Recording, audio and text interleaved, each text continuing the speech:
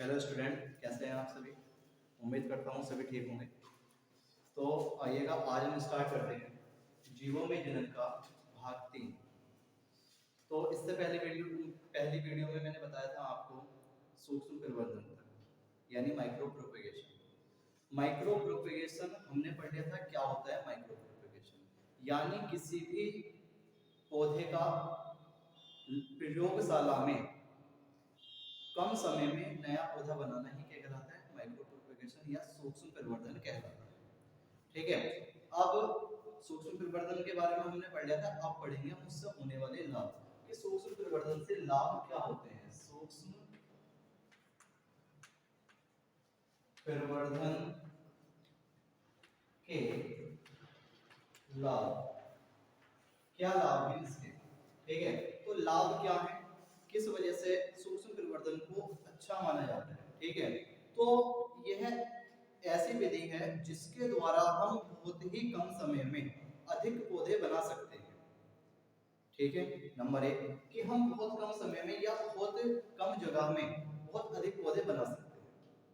Number 2 कि जो इसके द्वारा, इस विधि के द्वारा यानी सूक्ष्म परिवर्धन के द्वारा जो पौधे बनते हैं वह विषाणुओं के द्वारा उत्पन्न रोग जो होते हैं उनसे लड़ने की उसके अंदर क्षमता होती है। ठीक है। यानी विषाणुओं के द्वारा उसमें रोग उत्पन्न नहीं हो सकते। क्लियर है। अगला है कि जो सूक्ष्म परिवर्धन के द्वारा पौधे बनाए जाते हैं, जैसे कि एक लिंगी पौधे होते हैं, एक लिंगी पौधों में मादा जो पौधे होते हैं वे जो बनाए जाते हैं वो सूक्ष्म परिवर्धन के द्वारा बनाए जाते हैं। ठीक है। उसके बाद है कि जो सूक्ष्म परिवर्धन है उससे हम नए किस्म के पौधे भी बहुत आसानी से बना सकते हैं और उनके अनुवांशिक गुणों में भी परिवर्तन हम कर सकते हैं। ठीक है। क्लियर है। तो अभी जो मैंने बताया ये है सूक्ष्म परिवर्तन के सारे पॉइंट जो आप लिख लेंगे, बहुत अच्छे से इनको याद कर लेंगे। सारे पॉइंट अच्छे हैं। ठीक है। अब हम स्टार्ट करेंगे जीवों में लैंगिक जनन कि लैंगिक जनन किस प्रकार से होता है। ठीक है। तो लैंगिक जनन क्या है? लैंगिक जनन, सेक्सुअल रिप्रोडक्शन,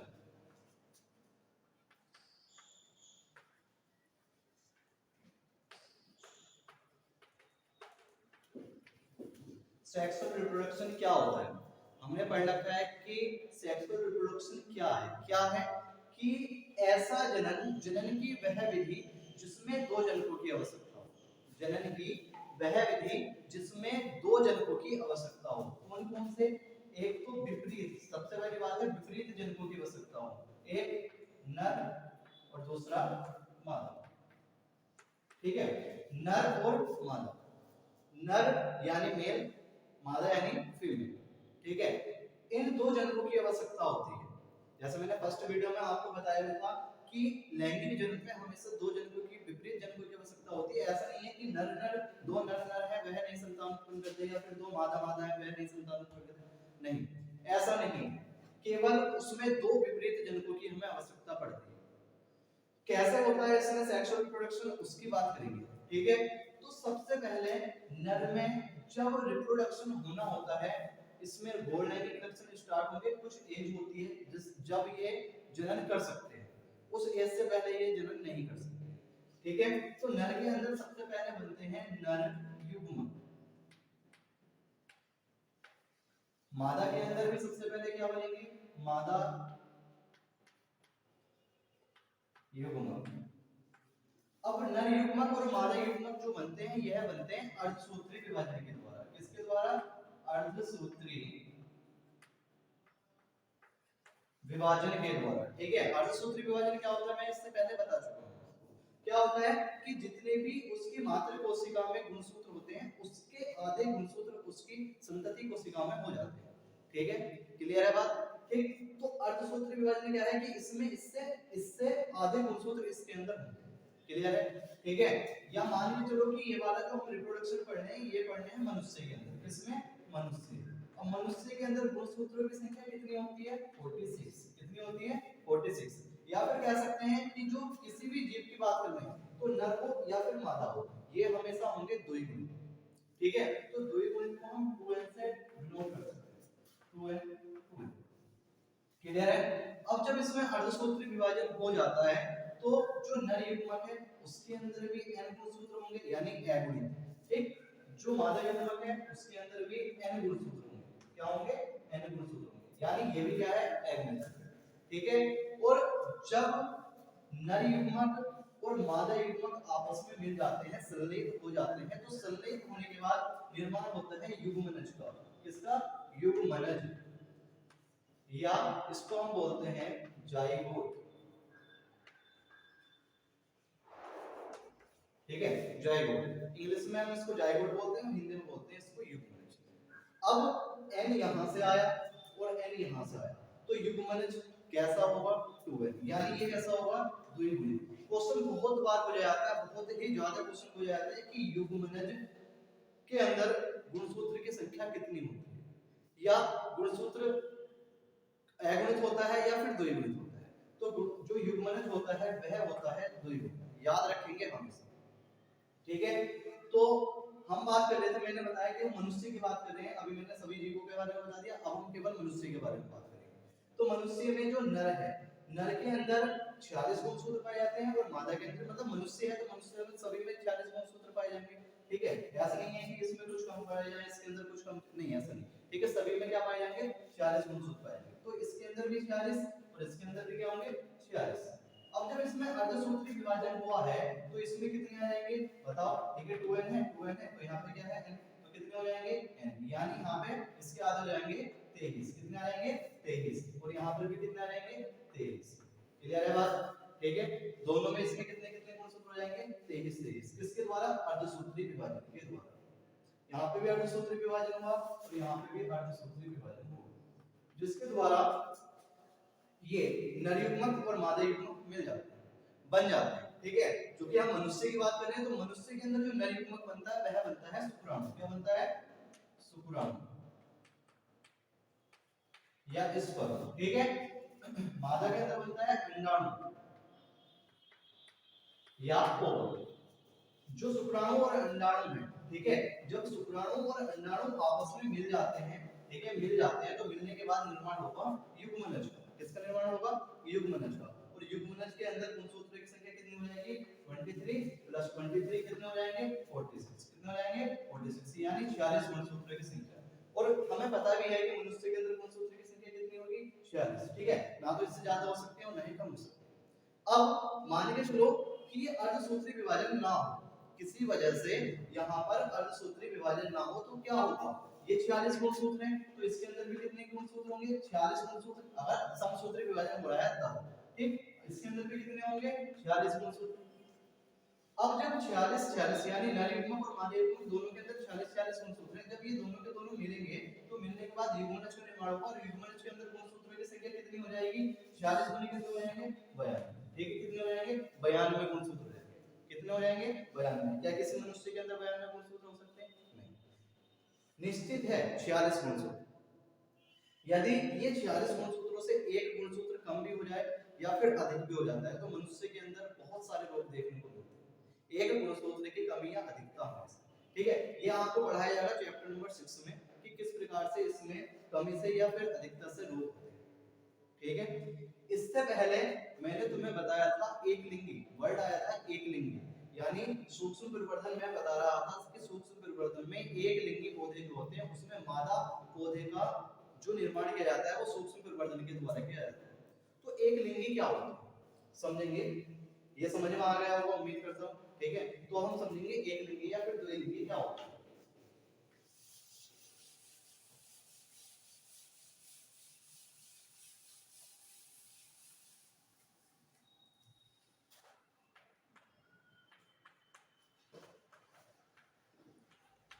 एक लिंगी जीव या फिर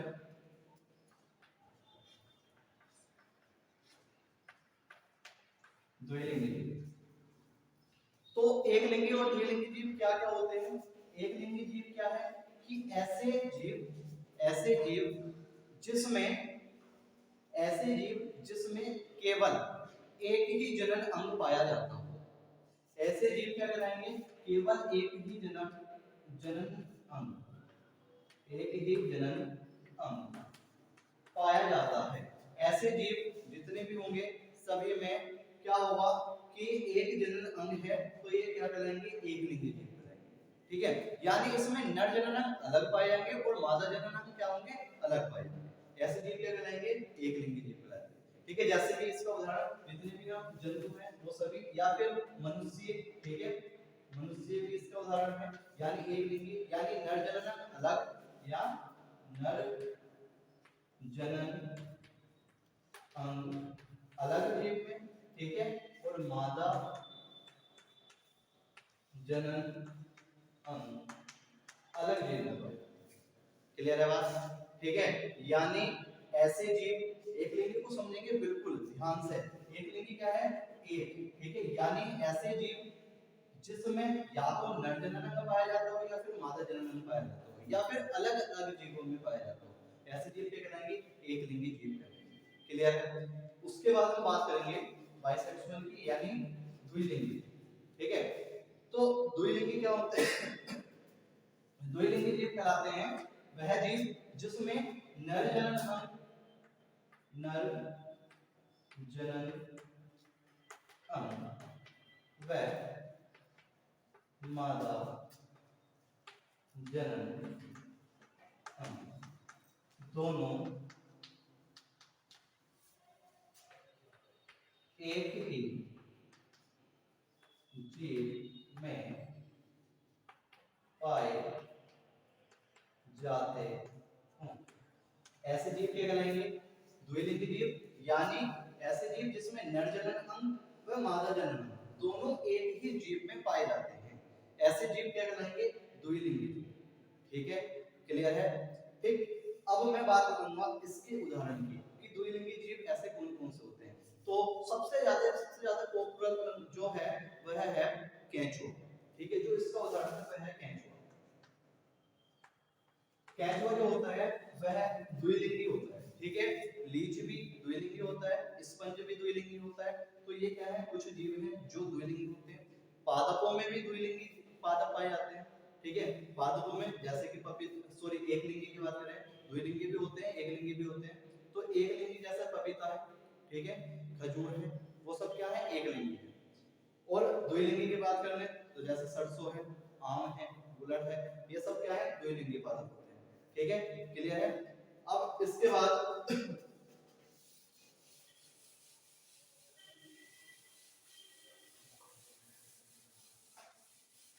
मैं बात करूंगा निषेचन। निषेचन क्या होता है? ठीक है, फर्टिलाइजेशन क्या होता है? निषेचन या फर्टिलाइजेशन, ठीक है, निषेचन क्या है कि अगुणित नर युग्म, अगुणित नर युग्म व अगुणित मादा युग्म के मिलने से या संलयन से, ठीक है, युग्मनज का निर्माण होता है। युग्मनज के निर्माण होने की प्रक्रिया ही, युग्मनज के निर्माण होने की प्रक्रिया ही निषेचन कहलाती है। क्लियर है? फर्टिलाइजेशन कहलाता है क्या कि अगुणित नर युग्मक है, ठीक है, अगुणित मादा युग्मक है, और इनके संलयन से जो युग्मनज बन रहा है और युग्मनज के बनने की जो प्रक्रिया होगी वही कहलाती है हमारी निषेचन। क्लियर है? ठीक है, निषेचन या फर्टिलाइजेशन समझ में आया? तो निषेचन जो है वह भी क्या होता है, दो प्रकार का होता है। दो प्रकार का होता है निषेचन। ठीक है, कौन कौन सा? एक है बाह्य निषेचन, बाह्य निषेचन, दूसरा है अंतः निषेचन। बाह्य निषेचन और अंतः निषेचन क्या होगा? ठीक है, बाह्य जैसे कि नाम से पता चल रहा है बाह्य निषेचन, और नाम से पता चल रहा है अंतः निषेचन। ठीक है, निषेचन क्या है? इन चीज को पढ़ने से पहले निषेचन देखेंगे कि निषेचन क्या है, अगुणित नर युग्मक व अगुणित मादा युग्मक के संलयन से। अगुणित नर युग्मक है और अगुणित मादा युग्मक संलयित हो रहे हैं, तो संलयित होने से किसका निर्माण हो रहा है, निषेचन बन रहा है, सॉरी युग्मनज का निर्माण हो रहा है, और युग्मनज के निर्माण होने की प्रक्रिया ही क्या कहला रही है, निषेचन कहला रही है। क्लियर है। अब निषेचन हो रहा है दो प्रकार से, एक बाह्य निषेचन और एक अंतः निषेचन।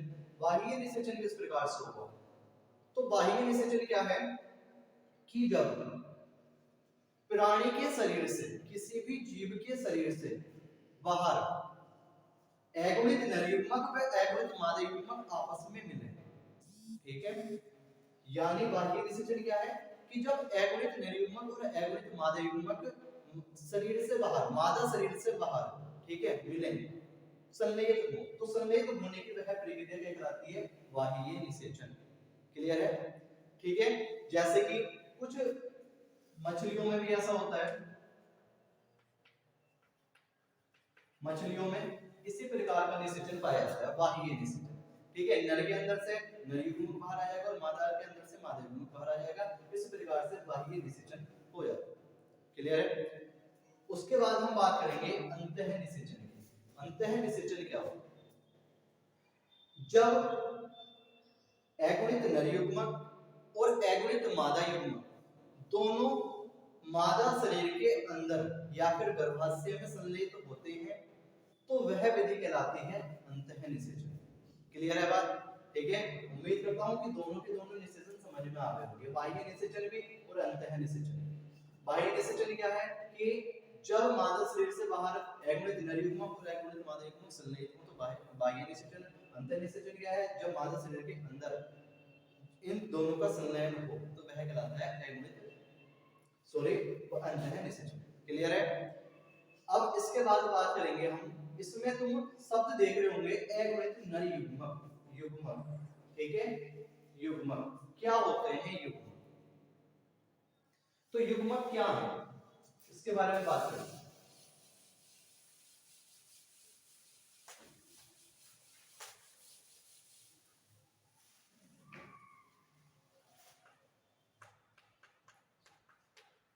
लैंगिक जनन की प्राथमिक इकाई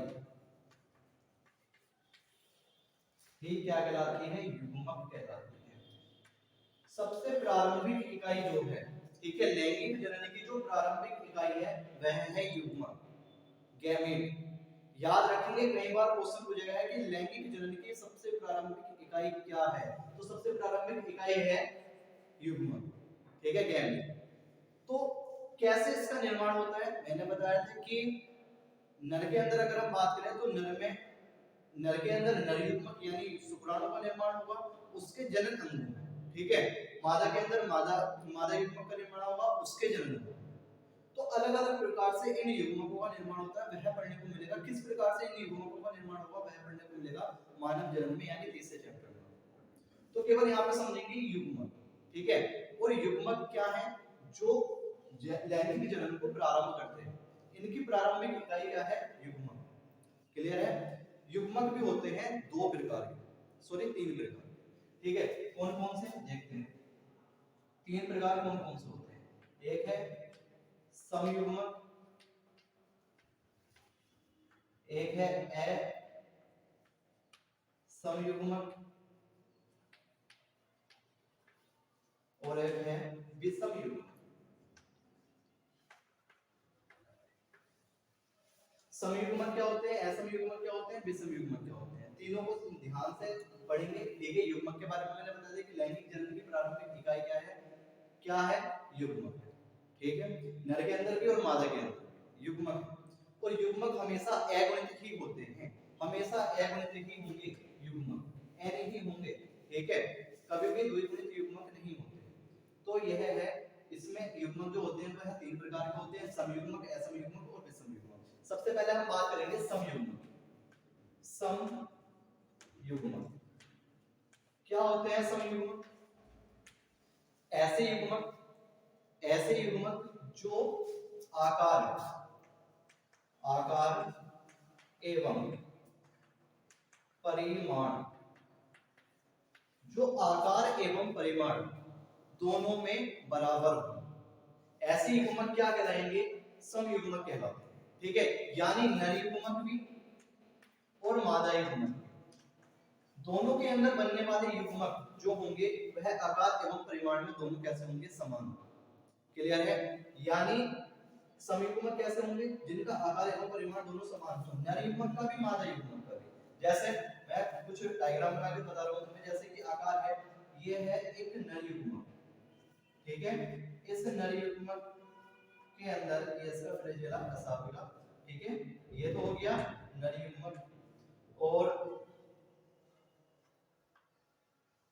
ये हो गया इसका मादा युग्मक। ठीक है, नर युग्मक और मादा युग्मक। नर युग्मक क्या है? बिल्कुल एक दूसरे के बिल्कुल समान है, ठीक है, दोनों एक जैसे हैं, तो इनका आकार यानी ये देखने में भी एक जैसे हैं और इनका जो साइज है वो भी क्या है? एक जैसा है। तो दोनों के दोनों क्या होंगे?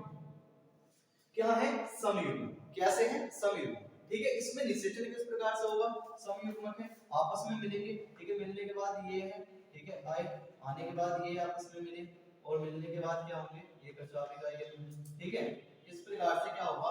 एक नया युग्मनज बन के तैयार हो, ये बन जाएगा इनसे युग्मनज। क्लियर है? ठीक है, तो क्या है कि आकार एवं परिमाण में जो युग्मक समान हो ऐसे युग्मक क्या कहलाएंगे? समयुग्मक। ठीक है, इस प्रकार के युग्मक जो पाए जाते हैं कुछ शैवालों में पाए जाते हैं, जैसे क्लेमाइडोमोनास।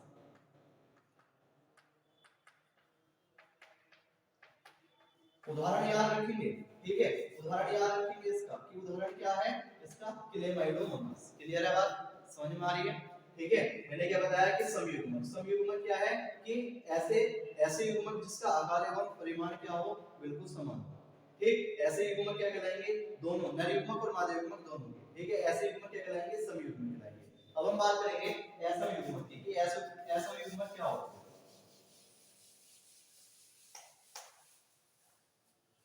दूसरा पॉइंट है असमयुग्मक।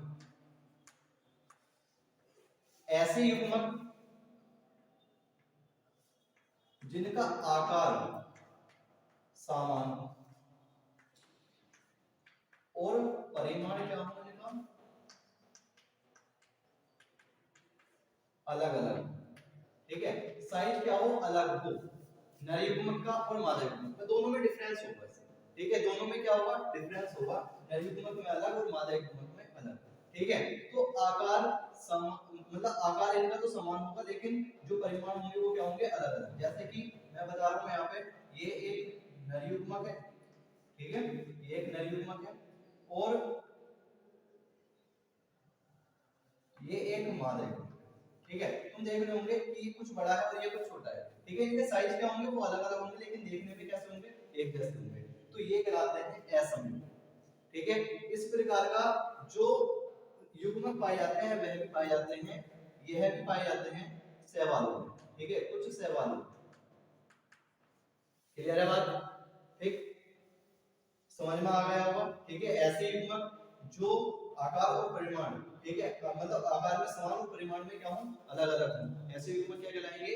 असम युग्मक कहलाएंगे। ठीक है, अब हम बात करेंगे विषम युग्मक की। अब हम बात करेंगे विषम युग्मक की।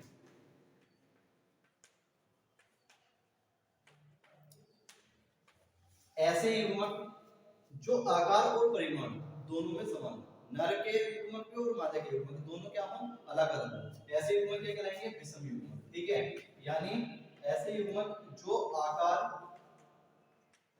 एवं आकार एवं परिमाण दोनों में अलग हों, ऐसे युग्मक क्या कहलाएंगे? विषम युग्मक कहलाएंगे। जैसे बात कर लेता हूं, ये ओम, ठीक है, यानी ये कंडाणु है, मादा युग्मक। ठीक, अब मनुष्य की बात करें, इसका जो विषम युग्मक जो पाए जाते हैं पाए जाते हैं मनुष्य में। ठीक है, अब जो इसका नर युग्मक होगा वो नर युग्मक होगा इस प्रकार का।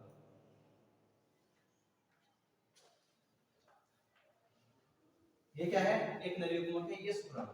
ठीक है, ये अंडाणु, ये शुक्राणु। तो ये नर युग्मक, ये मादा युग्मक हो गया, और ये क्या है? नर युग्मक हो गया। ठीक है, नर युग्मक, और ये क्या है, मादा युग्मक, नर युग्मक और मादा युग्मक। ठीक है, अब ये दोनों के दोनों आपस में संलयित होंगे और संलयित होने के बाद एक युग्मनज का निर्माण करेंगे। ठीक है, क्या कर लेंगे, एक युग्मनज का निर्माण कर लेंगे और यही युग्मनज नई संतान को उत्पत्ति करता है। ठीक है, तो उम्मीद करता हूं कि युग्मक के जो हमने प्रकार पढ़े हैं वह समझ में आ गए होंगे। समयुग्मक, असमयुग्मक और विषमयुग्मक। समयुग्मक क्या होते हैं, ऐसे युग्मक जो आकार और परिमाण में दोनों समान हो। असमयुग्मक, ऐसे युग्मक जो आकार में तो समान हो किंतु परिमाण में क्या हो, अलग अलग। तीसरा विषम युग्मक। विषम युग्मक कैसे होंगे कि ऐसे युग्मक ना तो उनका आकार समान हो ना ही उनका परिमाण समान, यानी आकार और परिमाण दोनों में विषम हो, ऐसे युग्मक क्या कहलाएंगे, विषम युग्मक कहलाएंगे। ठीक है, और ये इसका उदाहरण मनुष्य या फिर जो बहुकोष के जीव हैं वे। क्लियर है, तो इससे आगे मैं बताऊंगा अगली वीडियो में। आज की वीडियो यहीं पर समाप्त करते हैं, लेकिन उससे पहले मैं आपसे कुछ क्वेश्चन पूछूंगा जो मैंने इसमें तुम्हें पढ़ाया। ठीक है, तो सबसे पहले आपको बताना है कि विषम युग्मक किस जीव के अंदर पाए जाते हैं। मनुष्य के अंदर गुणसूत्रों की संख्या कितनी होती है।